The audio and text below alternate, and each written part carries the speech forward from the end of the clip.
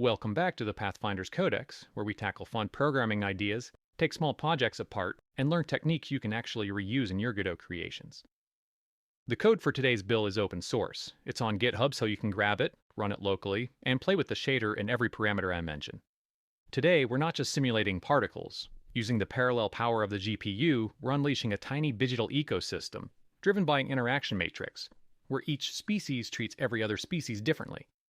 It's fast-ish, it's chaotic, and it produces mesmerizing, lifelike behaviors that would be near impossible to script by hand. This project is a playground. The rules are simple, the results are not, and the intentional quirks are part of the fun. Welcome to Particle Life. Before we get lost in the code jungle, let's make something clear. This is not a pure physics simulation. I like to think of it as physics fan fiction. There are simplifications and unrealistic artifacts by design because those imperfections produce interesting and emergent behaviors. So what is particle life?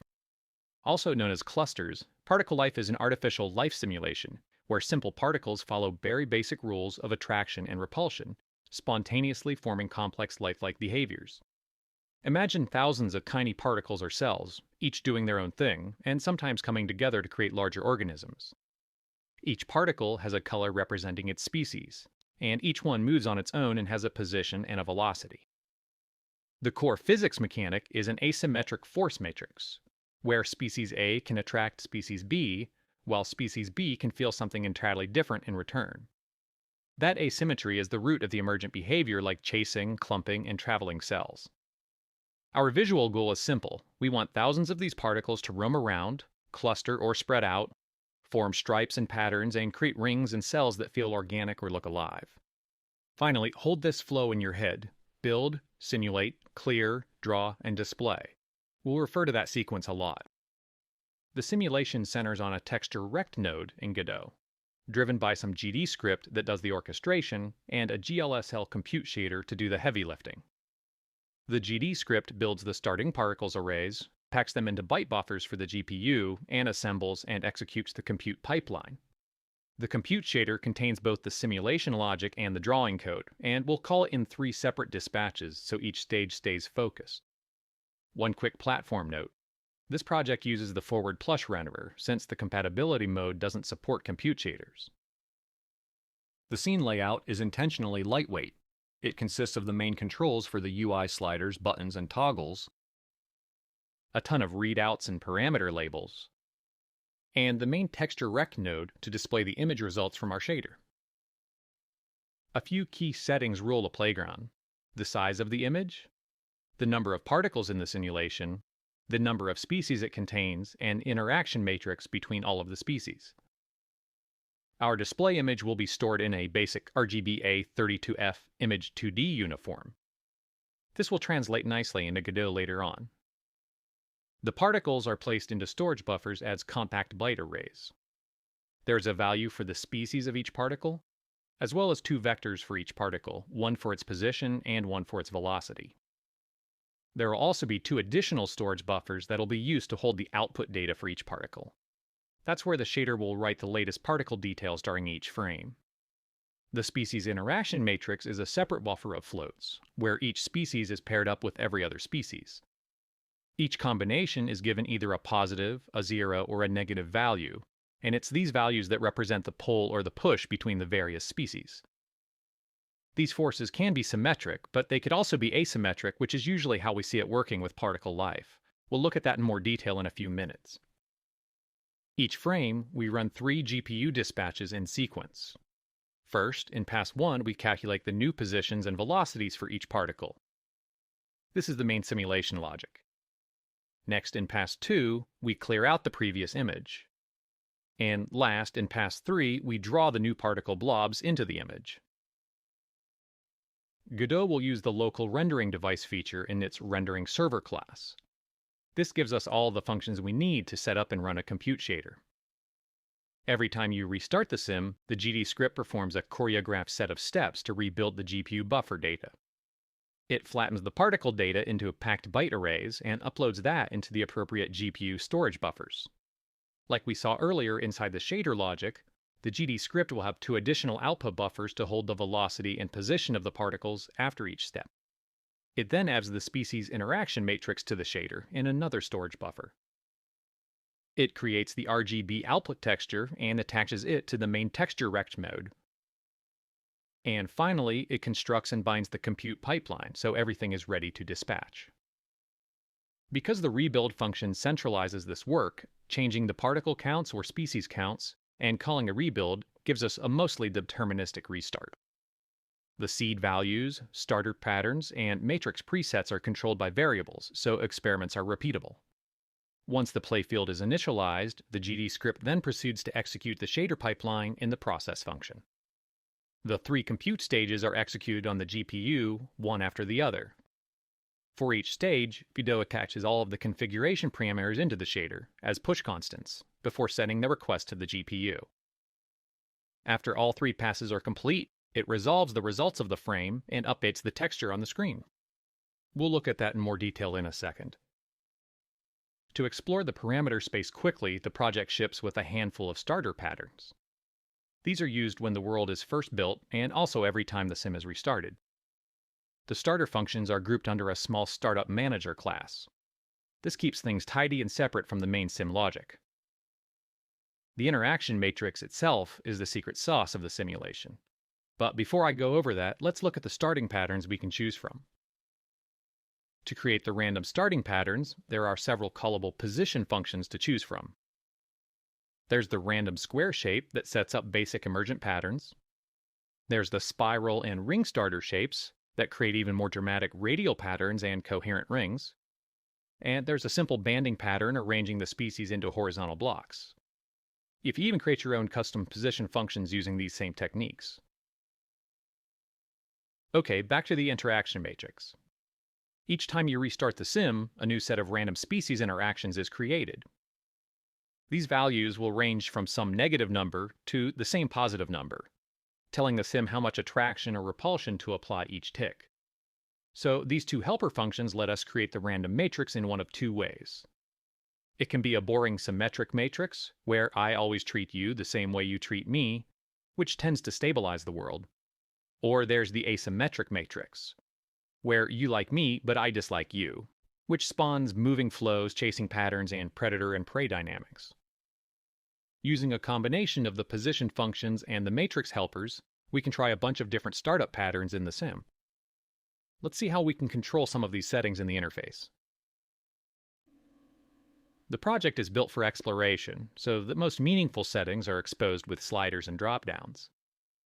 You can adjust the particle and species count, dial up the interaction radius and particle draw size, tweak the time step and friction settings, change the collision effects, and even bind the particles inside of a customizable border.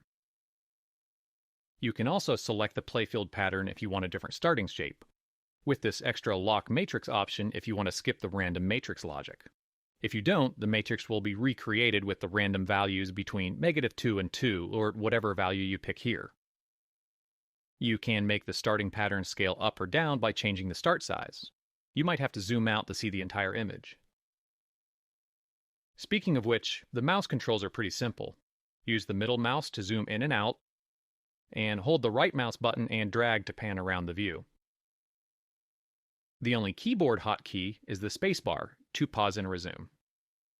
Anyway, there are more low-level settings that only live in the code, but everything that shapes the emergent behavior is at your fingertips, exposed with these sliders and options and buttons. Now let's pick apart the 3 compute shader stages. These stages run one after the other. Since the simulation stage is the most complex, we'll save it for last. The other 2 stages are simpler, so let's move quickly through them, starting with the clear pass. In the clear stage, the shader simply resets the GPU image buffer to blank it out.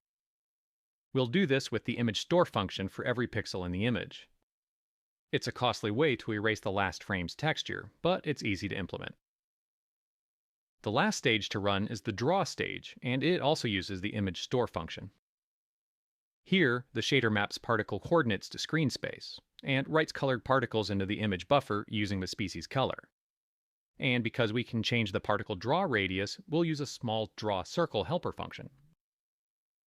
After all particles are done drawing in the draw stage, the shader ends, allowing Godot to access the latest output image. Okay, let's go back to the first execution pass. Here, the simulation stage uses a brute force approach to simulate n-body forces. The code for it runs once for each particle. Each particle compares itself to every other particle and applies the appropriate attraction or repulsion forces when a neighbor falls inside the interaction radius. The direction and magnitude of the force is determined by the interaction matrix for the two different species.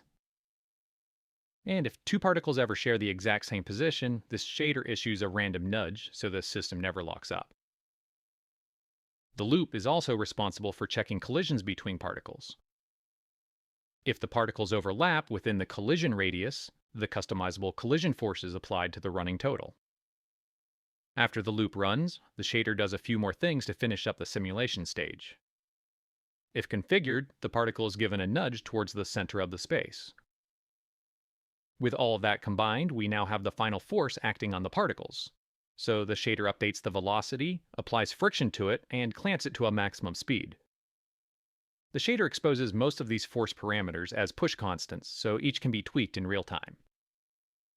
Now that the shader knows how fast the particle is moving, it uses the new velocity to move the particle to its new location.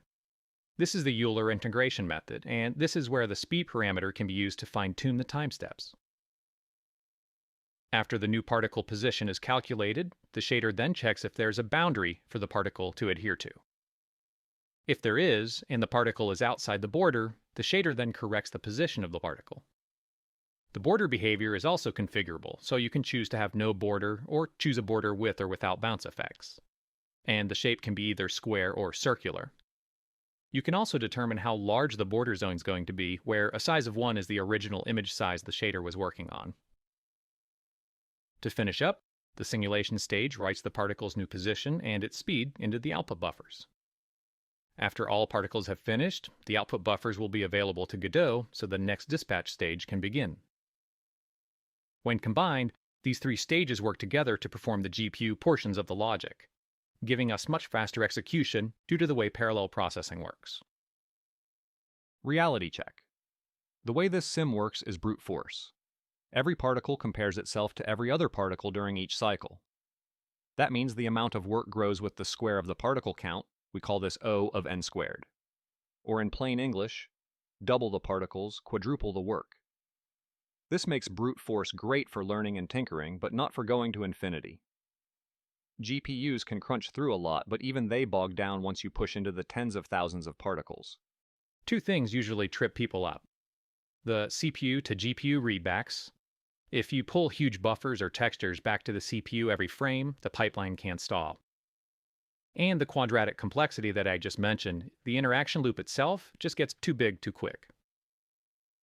There are ways to scale beyond this brute force method, but if you wanted to handle hundreds of thousands of particles, you'd need a smarter math. These techniques would make things faster, but also much more complex. For our purposes, the brute force approach keeps the code simple, transparent, and fun to experiment with.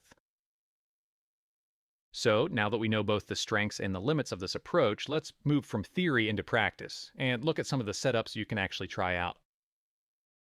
Here are some of the cool setups that I found during my experiments, and the settings you can use to create these radically different worlds.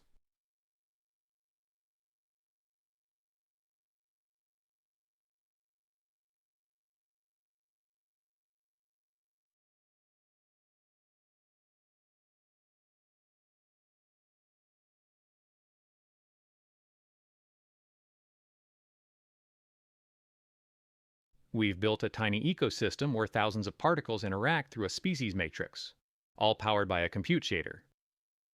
Godot's GD script does the stage managing, setting up buffers and uniforms and firing off the GPU stages.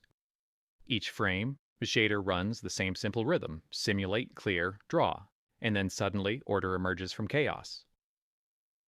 That's what makes this project fun. It's both a learning sandbox and an artistic playground, where a few lines of math turns into swarms, clusters, and living patterns you'd never expect.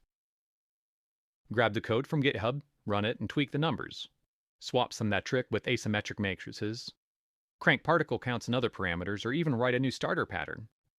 If you want help optimizing performance or adding a feature, or have questions on how something works, leave a comment and I'll be sure to respond. Thanks for watching the Pathfinder's Codex. Now go bring your particles to life.